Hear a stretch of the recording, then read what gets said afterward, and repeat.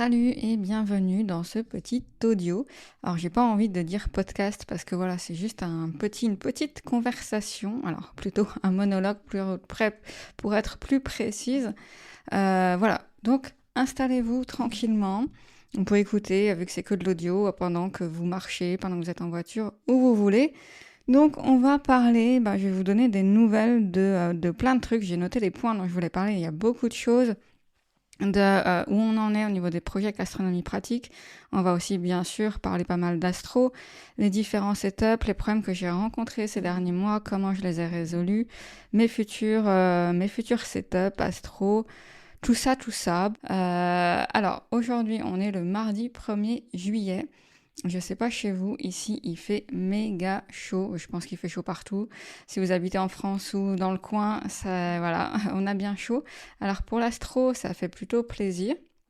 Le truc c'est que, il fait nuit tard, super tard en ce moment. Donc c'est un compromis. Il fait beau mais il fait nuit tard. Je sais que notamment on a des membres qui sont dans le nord, par exemple en Bretagne, ils ont même pas de vraie nuit en fait, de nuit bien noire. Entre le crépuscule astro et l'aube astro, il y a rien ou presque rien.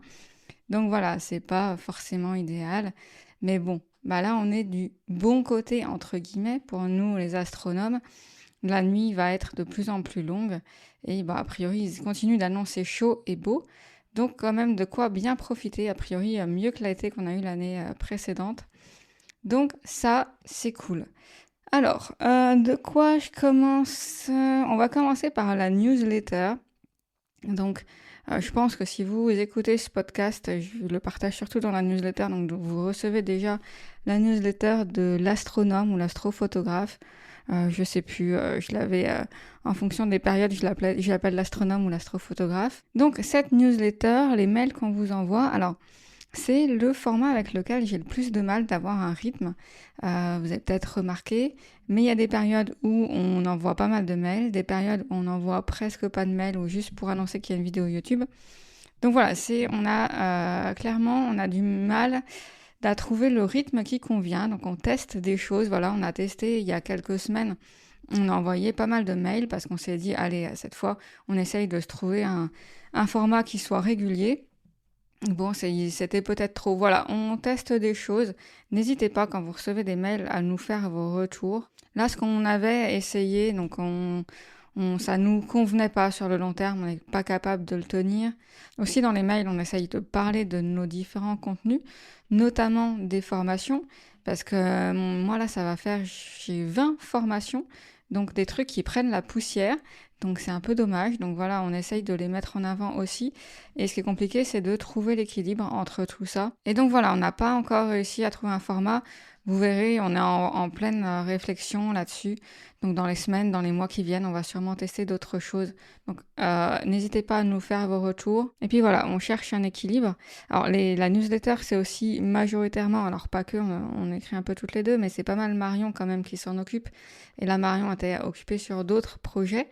Toujours pour astronomie pratique, mais d'autres projets moins fun dont je vais pas vous parler ici, c'est pas très intéressant.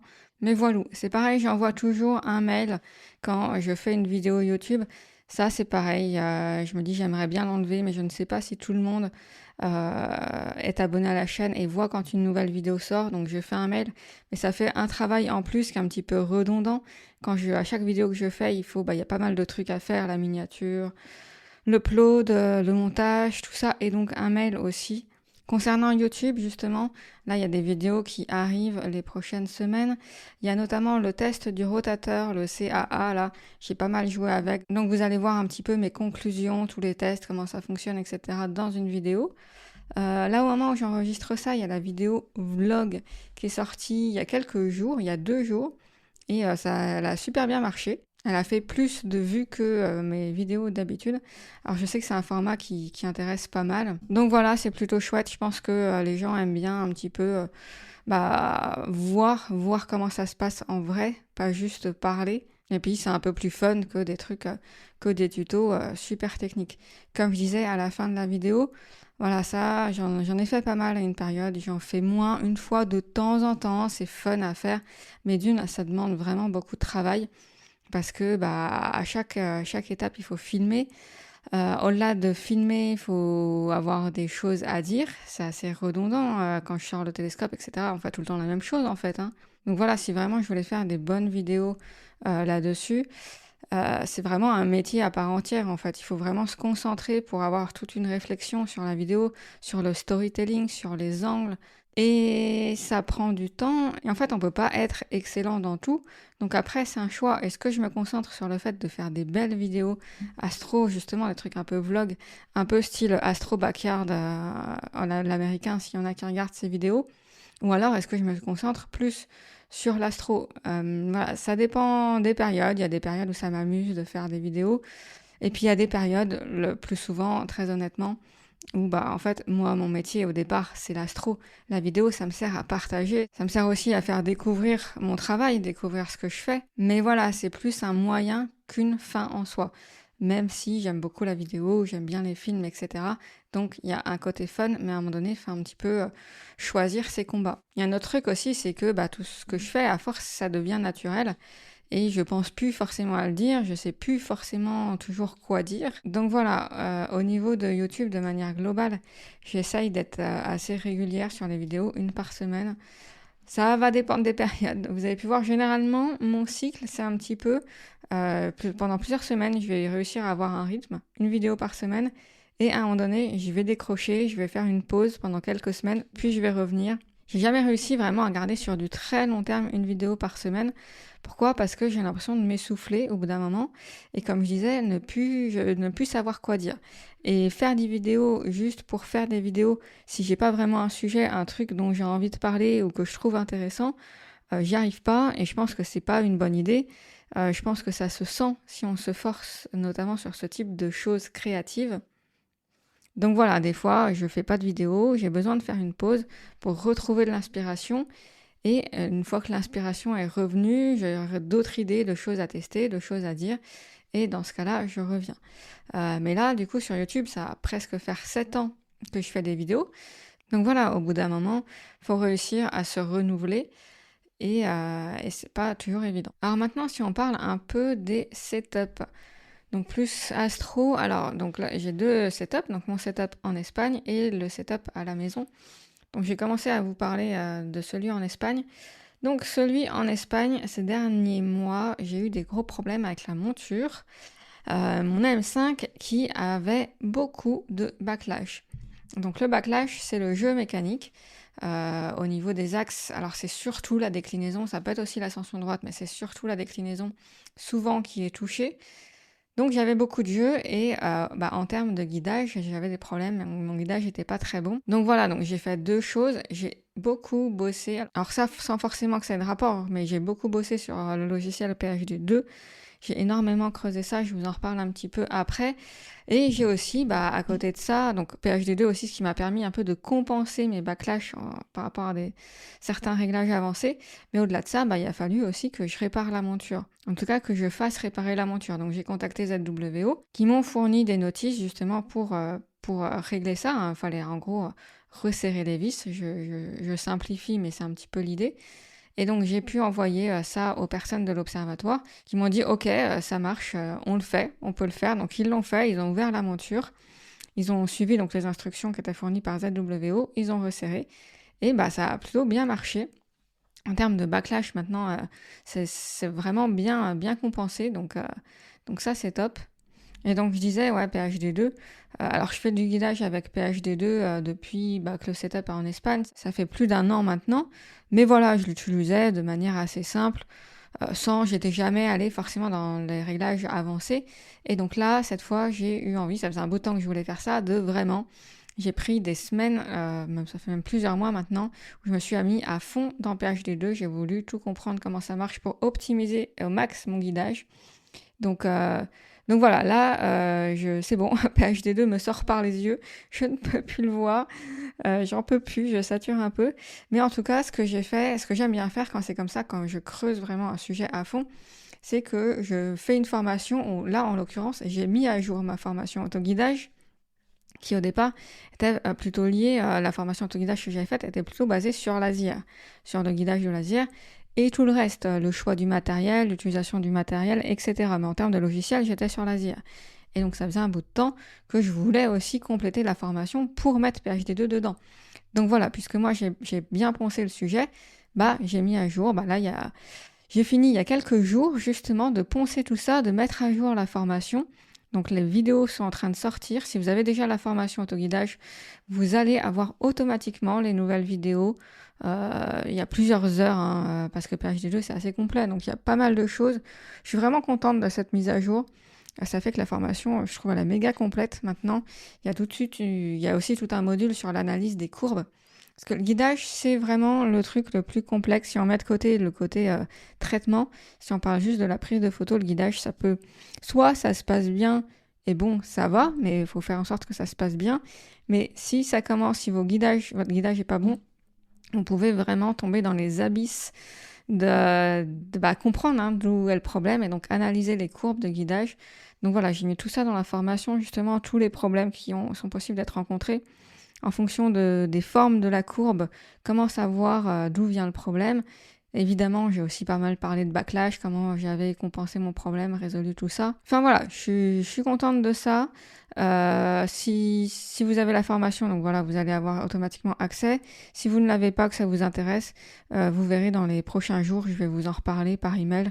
À l'occasion de la mise à jour de la formation, il y aura aussi une petite réduction pour vous permettre d'en profiter et de vous lancer là-dedans si vous ne faites pas encore de guidage ou si vous voulez optimiser votre guidage. C'est un truc qui est malgré tout important pour avoir la meilleure qualité des brutes, des photos brutes.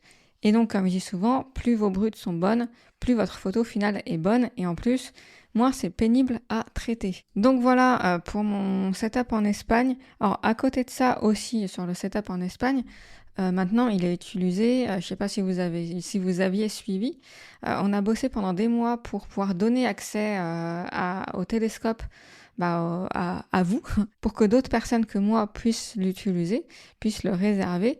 Et donc, on a créé un service qu'on a appelé Astrophoto en ligne. Alors, ce service, donc, il est sorti il y a quelques mois maintenant, mais j'avais dû le mettre en pause pour plusieurs raisons.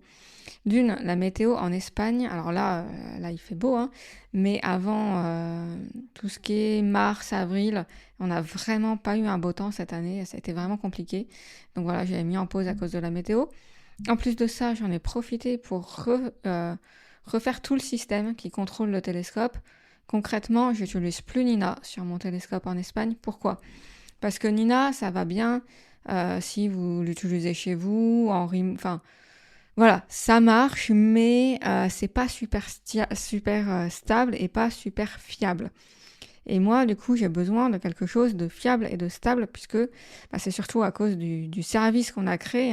Je veux vraiment proposer un service de qualité, donc j'ai besoin d'une, que mes photos soient bonnes, que le logiciel soit fiable, stable, qu'il n'y ait pas des bugs, que ça tombe pas en carafe, quoi. Et avec Nina, j'avais souvent des problèmes. Fallait que je repasse derrière. Donc, ça m'a saoulée. Donc, j'ai pris un logiciel pro qui s'appelle Voyager. Je ne vous en reparlerai pas parce que c'est un logiciel qui est vraiment utilisé pour les observatoires. Voilà, c'est un logiciel pro, c'est payant, ça coûte plusieurs centaines d'euros et c'est pas utile. Enfin, c'est vraiment dans des cas très précis. Donc, presque personne va être intéressé par ça, donc c'est pas la peine que je vous en parle plus que ça. Mais voilà pour l'idée. Et puis du coup, après, j'ai eu ce fameux problème de backlash. Donc il fait que Astrophoto en ligne aussi, ça a été fermé pendant quelques temps. Et donc là, maintenant que tout ça est réglé, que la météo est bonne, que mon système il tourne bien, que le problème du backlash est réglé, donc le service a été rouvert. Pour l'instant, c'est rouvert que pour les membres de l'académie. Voilà, on y va doucement. Moi, je shoot aussi dessus. Là, en ce moment, je suis en train de shooter SH2 116. Donc voilà, je prévois plus tard. Alors, c'était aussi prévu de l'ouvrir à plus de personnes. Je sais pas quand exactement, quand il y aura de la dispo. Là, tout de suite, c'est pas la super bonne période. Concrètement, il fait beau, donc vous êtes plutôt intéressé pour utiliser votre setup, c'est ce qui est normal. Donc, je pense que le service sera le plus pertinent quand en France, on aura un temps pas terrible. Et donc là, je pense que ça pourra plus vous intéresser. Donc, je vous en reparlerai à ce moment-là. Malgré tout, je sais qu'il y a des personnes qui n'ont pas de setup qui sont intéressées par le service. Donc voilà, ça c'est un autre cas d'usage qui peut être intéressant. Donc voilà, ça c'est pour le setup en Espagne. Maintenant, le setup à la maison. Donc si vous avez vu ma dernière vidéo, vous avez vu qu'à la maison, j'ai toujours mon vieux setup, mon premier setup astrophoto, donc Skywatcher 80 ED EvoStar et Skywatcher, la monture, une HEQ5. Donc je compte me refaire un setup à la maison, un petit setup cool, j'ai des idées, mais j'ai aussi des priorités parce que voilà, ça coûte cher tout ça, donc j'ai mis des priorités sur qu'est-ce qui m'intéresse le plus pour l'instant. Alors déjà, la première priorité, c'est l'électricité, puisque, encore une fois, si vous avez vu la vidéo, vous avez vu que mon chien a mangé le câble de l'enrouleur. Je reprécise ici que le chien va bien. L'enrouleur était débranché. Quand je l'utilise pas, c'est débranché. Mais voilà, mon enrouleur ne fonctionne plus. Donc, ce que j'ai décidé de faire, à la fois pour ne pas reprendre de risque par rapport au chien qu'il recoupe pas le câble pendant que c'est branché, à la fois parce que c'est plus simple pour moi et parce que de toute façon j'en voulais une pour faire du nomade. Donc voilà, tout ça fait que je vais me partir sur une batterie.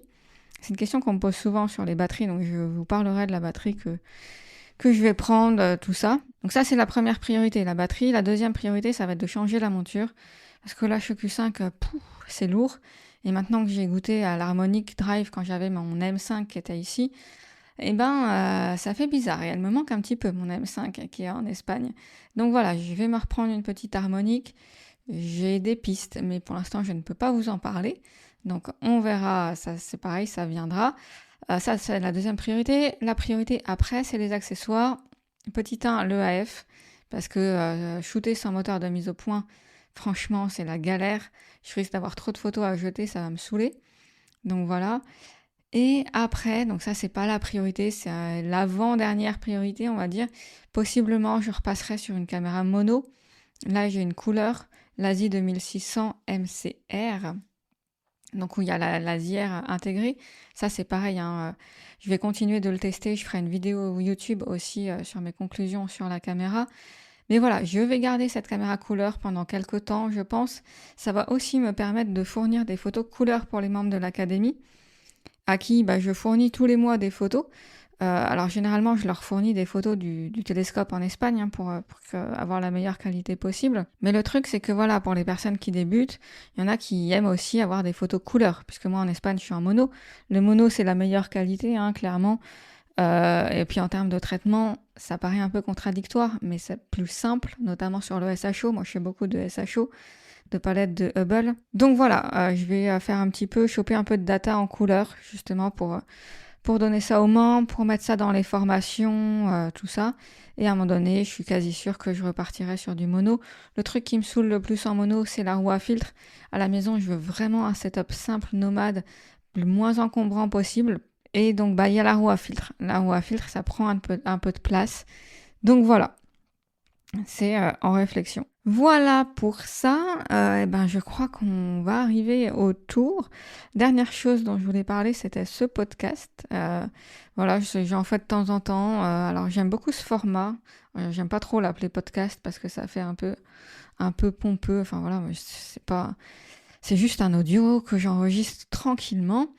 Donc c'est un format que j'aime beaucoup parce que c'est pas prise de tête, c'est simple pour moi, c'est agréable à faire. J'ai pas de montage à faire, donc voilà, je passe pas 15 ans à faire du montage. Je me disais que peut-être ce serait sympa d'en faire un par semaine, justement pour discuter d'où j'en suis, de comment évolue le matériel, des photos que je suis en train de faire, des photos que je suis en train de traiter. Je sais pas, on verra. Je suis pas sûre d'avoir assez de matière pour en faire un par semaine. Je veux pas forcer les choses. Je veux que ça reste naturel. Je veux que ça reste intéressant. Alors ça n'intéresse pas tout le monde puisque je parle pas mal des coulisses, astronomie pratique, etc. Donc voilà, c'est intéressant, je pense, pour les personnes qui nous suivent vraiment de près.